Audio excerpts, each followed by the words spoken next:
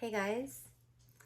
Okay, so today I want to talk about self-love and like what is that even?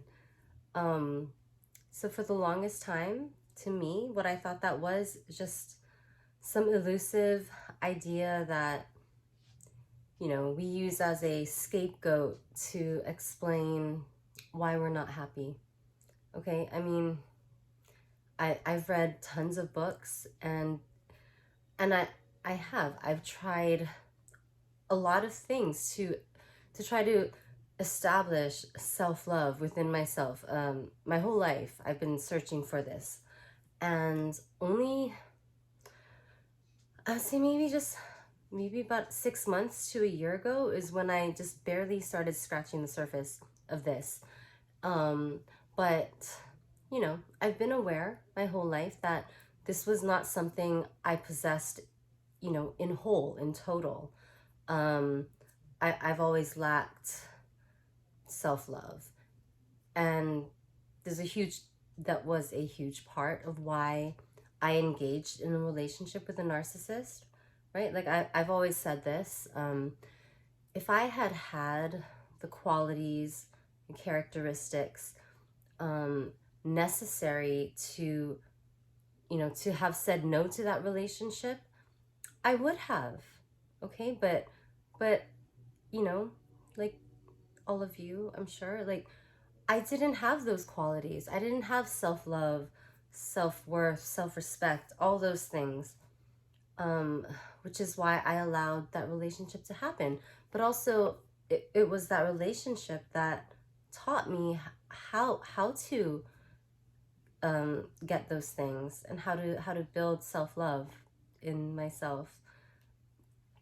So I wanted to share with you, or anybody who needs to hear this, how I found self-love, because basically for my whole life I thought this was something I would never accomplish, and I knew it was something I didn't have, and I would just be like, yo, could somebody just tell me how do I get self-love? How do I establish that? Like, just write it down for me, give me instructions, and I'll do it. Like, I'm not opposed to loving myself.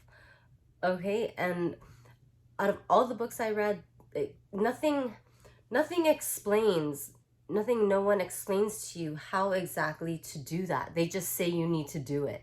And it's pretty frustrating.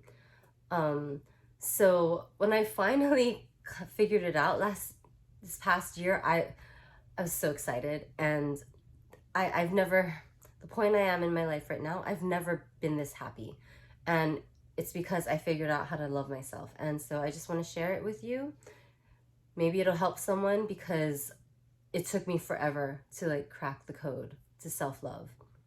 Okay? So first of all, in order to love yourself, you have to know who you are.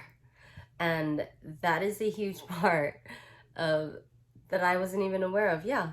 If you don't know who you are, how can you love yourself? How can you love someone that you don't know?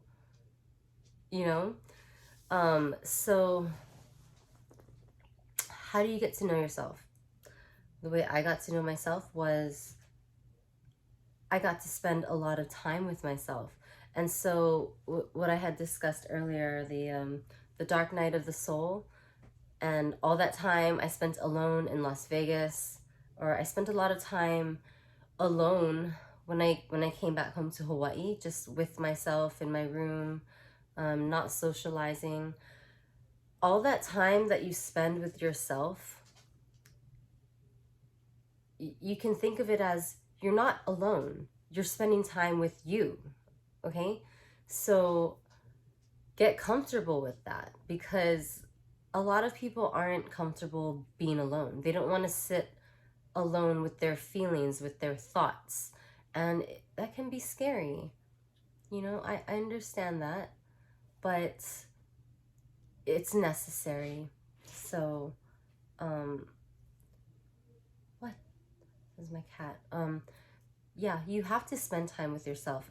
My mom said to me once, Kristen, if you don't want to spend time with yourself, how can you expect other people to want to spend time with you? Which is true.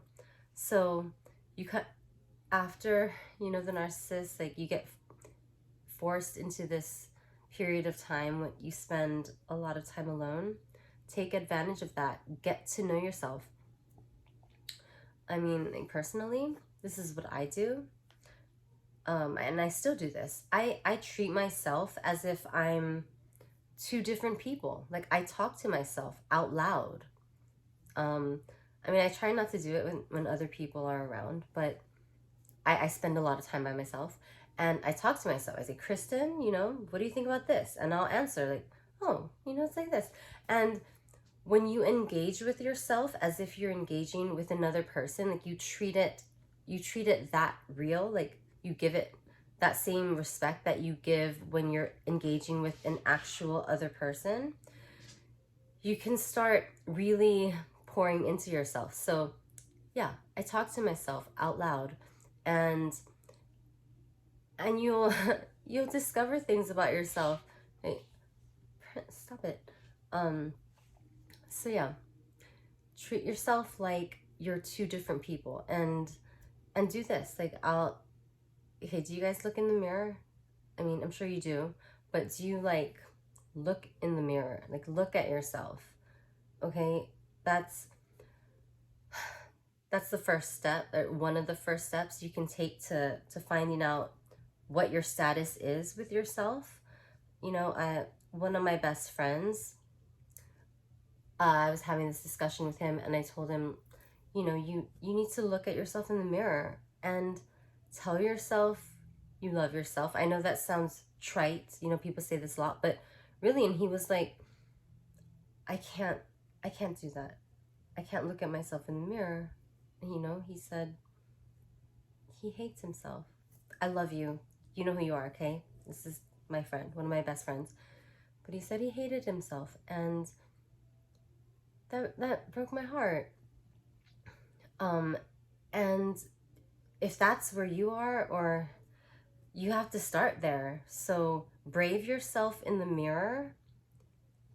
And I've been through this too. Like, you're going to see your reflection, and if you're starting from a point where you haven't developed self-love, it's going to hurt, and you're going to see shame.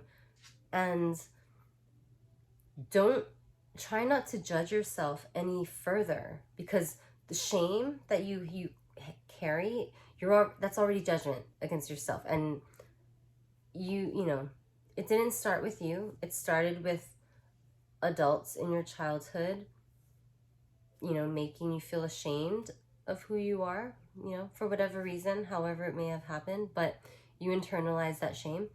And so the only way to heal that and make it, not be there anymore, is you have to shine a light on it. You have to become aware of it and look at it. So yeah, look in the mirror, feel the shame, and cry. Cry if it comes out. Like, I cry all the time in the mirror. Whenever someone hurts my feelings or something bad happens to me, I cry.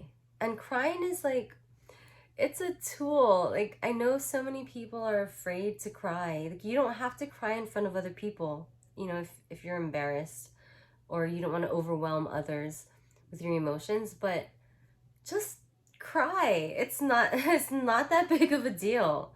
Like, and it feels so good. You cry and you let that emotion out. Like, just the other day, I was sad about something, and I cried, let it pass, and then 5 minutes later, I wasn't sad anymore. It was gone.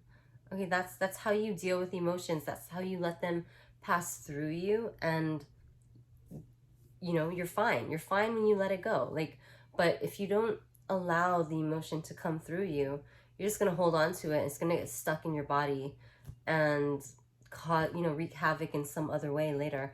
Sorry, it really frustrates me when people don't allow themselves to feel their feelings. That's personally one of my pet peeves.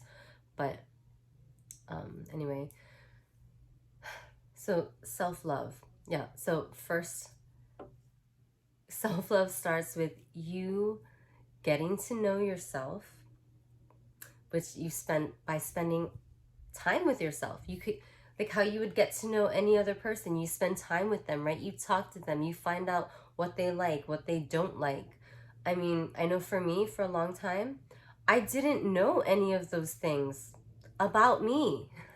So you literally have to spend time with yourself and get to know yourself. It's like, Kristen, do you like this? Like, no, I don't like this.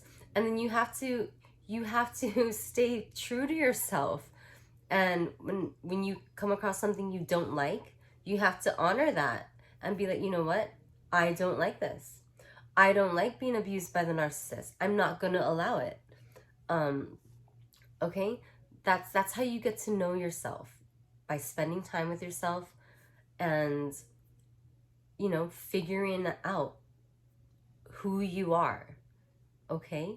And as someone who was codependent, I was codependent because I had a parent who was very overbearing, very controlling, did not let me individuate from them. It made me responsible for their feelings. So my feelings didn't matter. So you have to spend time with yourself and figure out what you feel. What are your feelings? Make them feel valid to yourself. And that's the starting point, because you can't love someone if you don't know them.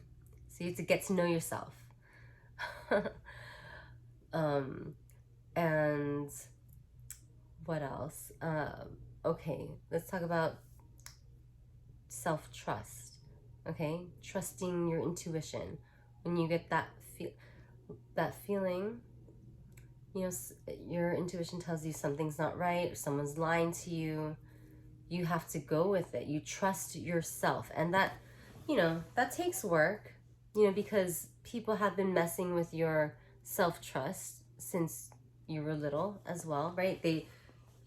Like, for example, if you see something that an adult does, right? And you say, hey, I think there's a discrepancy here. And the adult looks at you and, they don't want to admit that they're wrong. So they tell you, like, no, you're wrong. You're wrong. And you're like, oh, okay. Okay. It makes you not trust yourself. So you have to go back and fix that. So two ways, that you can build self-trust is trusting your intuition. Okay. And it's going to feel weird at first because you're like, I have this feeling I'm not used to following, but this feeling has always been with me. So it's going to be a little bit of stepping outside of your comfort zone to start following your intuition, but you'll get better and better at it the more you practice it. So the next time, like, let's say someone's talking to you and you feel like they're lying, trust yourself over what the other person says. Just go with your own feeling, okay? And do that. Consciously make an effort to follow your intuition every time it says something to you, and just, you just have to have faith and go with it and see where it leads you. That's the only way you're going to find out that your intuition is correct, and it's the only way you're going to learn how to start using and trusting your intuition, okay? And another way that you can build self-trust is, like, don't break your word to yourself.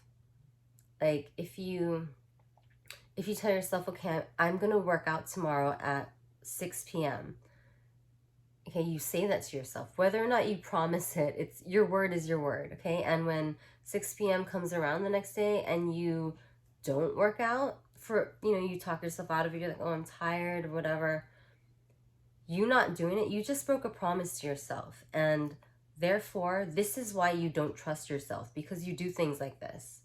So keep promises to yourself, okay? And another way you build self-trust is you need to act in your own, like, best self-interest. I mean, not in a way that narcissists do, okay? Don't act in self-interest by hurting other people, okay? You have to do it without violating other people.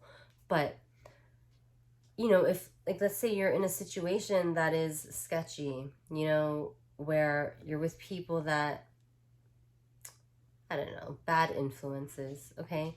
And to you, in your mind, you're like, you know, I shouldn't hang out with these people. I shouldn't do what they're doing. It's not right. When you ignore that and you go along with whatever these people are doing, you are not acting in your own best self-interest. You're not doing what's best for you. So the way you build trust in yourself is you do things for yourself that are in your own best self-interest. So in that situation, you'd be like, you know what? This doesn't feel right, Kristen. Okay, so Kristen, I'm taking you away from this situation, okay? Because I'm looking out for you. You look out for you. And when you do that, you will learn to trust yourself as someone who has your best interest in mind, okay? All right, so, you know, self-love is a very broad topic. I'm not gonna, there's so much more to talk about, but I think that was a good start to getting into, you know, discussing it. Yeah, so when you act in self-love, naturally, you will not engage with narcissists. It'll just flow that way. Like, you won't even have to think about it. So yeah, but we'll finish up this conversation later in another video, okay? I hope you guys have a good night, and I'll see you later. Bye.